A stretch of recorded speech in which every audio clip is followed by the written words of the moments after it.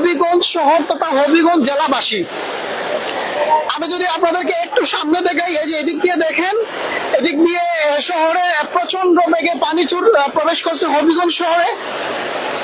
এই যে আমি আছি, এই যে ক্ষয় নদীতে প্রচন্ড বেগে পানি প্রবেশ করছে হবিগঞ্জ শহরে, এবং এই মুহূর্তে প্রায় হবিগঞ্জের 30-40টা গ্রাম নিকটবর্তী, বাঁধের নিকটবর্তী 30-40টা গ্রাম খুবই ঝুঁকিতে আছে।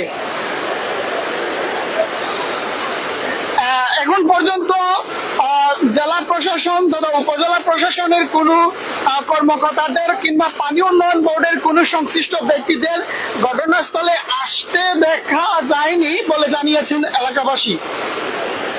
এখন রাত প্রায় 10টা বাজে, আপনারা দেখতে পাচ্ছেন প্রচুর তীব্র গতিতে শহরে পানি প্রবেশ করছে এবং চরম ঝুঁকিতে আছেন হবিগঞ্জ সদর উপজেলার রিচি ইউনিয়ন এবং হবিগঞ্জ পৌরসভা তথা হবিগঞ্জ সদর উপজেলার বেশ কয়েকটা গ্রাম।